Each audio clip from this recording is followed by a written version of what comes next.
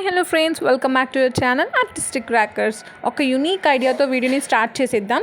సింపుల్గా మన ఇంట్లో వేస్ట్ కూల్ డ్రింక్ బాటిల్స్ ఉంటాయి, వాటిని మనం డిస్పోజ్ చేస్తూ ఉంటాం కదా. అలా కాకుండా నేను ఇక్కడ మనకి ఏది అవైలబుల్గా ఉంటే అది తీసుకోవచ్చు అనమాట. ట్రాన్స్పరెంట్ కలర్ వాటర్ బాటిల్ తీసుకున్నాను. కొంచెం పెద్ద సైజ్ అయితే బాగుంటుంది.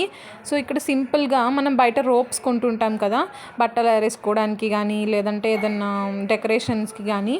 సో అలా కాకుండా మనమే ఇంట్లో రోప్ని ప్రిపేర్ చేసుకోవచ్చు అనమాట. ఇక్కడ చూపిస్తున్నట్టుగా వాటర్ బాటిల్ని కింద ఎడ్జ్ పార్ట్ రిమూవ్ చేసుకొని ఈ విధంగా సన్నగా మనం ఒక 1/2 ఇంచ్ విడ్త్తో ఈ విధంగా కట్ చేసుకుంటూ వచ్చేయాలి. మొత్తం అంతా కూడా ప్లెయిన్ బాటిల్ కానీ లేదంటే హమ్స్ తక్కువగా ఉండే వాటర్ బాటిల్ మనం ప్రిఫర్ చేస్తే బాగుంటుంది. నేను ఇక్కడ థమ్స్అప్ బాటిల్ని తీసుకున్నాను. అలాగే ఒక చిన్న సైజ్ స్ప్రే మీద క్యాండిల్ లేదంటే లైటర్ హెల్ప్తో ఈ విధంగా మనం ఇలా బెండ్ చేసుకుంటూ ఇలా రోల్ చేస్తే చాలు, ఆటోమేటిక్గా అదే వేడికి మెల్ట్ అయిపోయి ఇలా బెండ్ అవుతుంది అనమాట. చాలా స్ట్రాంగ్గా కూడా ఉంటుంది. మెల్ట్ అయిపోయిన తర్వాత వన్స్ అది కూల్ అయిపోగానే స్ట్రాంగ్ అయిపోతుంది. సో వేడి మీద మనకి ఎలా కావాలంటే అలా మనం బెండ్ చేసుకోవచ్చు. చాలా సింపుల్ అనమాట. ఇలా లైట్ దగ్గర ఇలా పెట్టేసి సో సింపుల్గా మనం ఇలా రొటేట్ చేస్తూ ఉంటే సరిపోతుంది. ఆటోమేటిక్గా అది ఇలా రొటేట్ అయిపోయి స్ట్రాంగ్ స్ట్రింగ్ లాగా ప్రిపేర్ అవుతుంది. సో ఇలాంటివి ప్రిపేర్ చేసినప్పుడు మనకి చేయి కాలకుండా ఉండాలి అంటే మనం డైరెక్ట్గా హ్యాండ్తో కాకుండా క్లాత్ని ప్రిఫర్ చేసి ఇలా రొటేట్ చేసుకోవచ్చు. ఆ తర్వాత ఇది మొత్తం అంతా ప్రిపేర్ చేసిన తర్వాత ఇంట్లో మనకి అన్యూజ్డ్ శారీస్ ఉంటాయి కదా, వాటిని తీసుకున్నాను. దగ్గర కలర్స్ కొంచెం బ్లెండ్ అయ్యే కలర్స్ తీసుకున్నాను. ఒకటి లైట్ అలాగే ఒకటి నార్మల్ కలర్ అనమాట. రెండు కూడా లక్స్ గ్రీన్ షేడ్ అయితే ఉన్నాయి.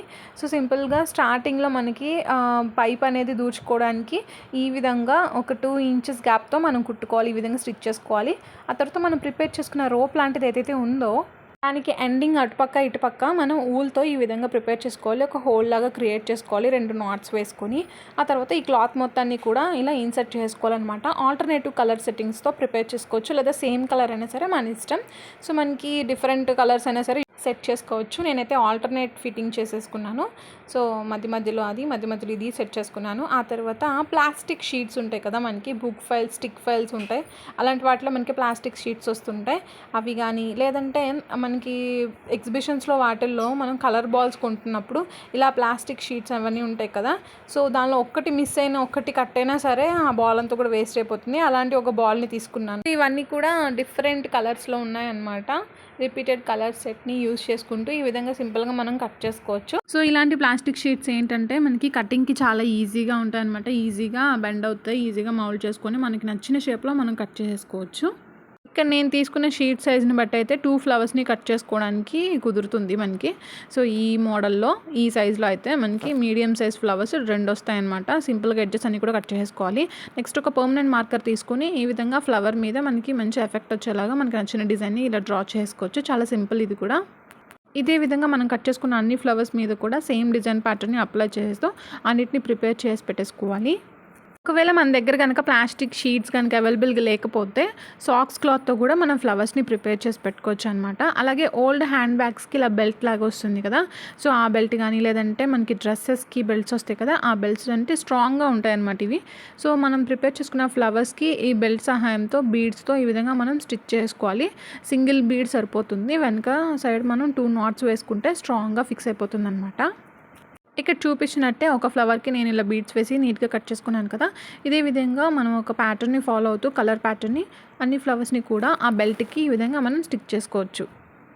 నీడిల్తో ఇలా డైరెక్ట్గా కుట్టడం ఇబ్బందిగా ఉంటే మనకి ముందుగానే ఆ ఫ్లవర్స్కి హోల్స్ క్రియేట్ చేసుకొని ఆ హోల్స్లో నుంచి బీడ్ ఇలా ఇన్సర్ట్ చేసి మనం బెల్ట్కి స్టిక్ చేసుకోవచ్చు. ఇదే విధంగా అన్ని ఫ్లవర్స్ని కూడా స్టిక్ చేసుకున్న తర్వాత ఈ విధంగా అయితే ఉన్నాయి. సో ఇవి చూడడానికి చాలా బాగున్నాయి కదా. ఇందాక మనం ప్రిపేర్ చేసుకున్న కర్టెన్స్కి ముందుగానే ఫోల్డ్స్ అరేంజ్ చేసి పెట్టేసుకోవాలి. అంటే పెద్ద సైజు చిన్న సైజు ఫోల్డ్స్ పెట్టేసుకున్న తర్వాత ఈ ఫ్లవర్స్ని వాటికి సేఫ్టీ పిన్ హెల్ప్తో మనం స్టిక్ చేసుకోవచ్చు. సో ఈ కట్టని హ్యాంగ్ చేసుకోవాలంటే మనకి మ్యాక్సిమం ఇక్కడ చూపిస్తున్న సైజ్ మేకు నెయిల్స్ అంటారు కదా, అవి కావాలి. ఇందాక క్రియేట్ చేసి పెట్టుకున్నాం కదా ఎడ్జ్లో మనకి ఊల్తో హోల్, ఆ హోల్ని ఆ నెయిల్లోకి ఇన్సర్ట్ చేసుకుని మనకి ఎంత టైట్ అయితే కావాలో అంత స్ట్రాంగ్గా మనం లాగి పెట్టుకోవాలన్నమాట. ఒక నార్మల్గా కనిపించే షెల్ఫ్ని మనం సింపుల్గా చక్కగా రీమోడలింగ్ చేసుకున్నాం కదా, చూడడానికి చాలా క్లాసీగా అనిపిస్తుంది.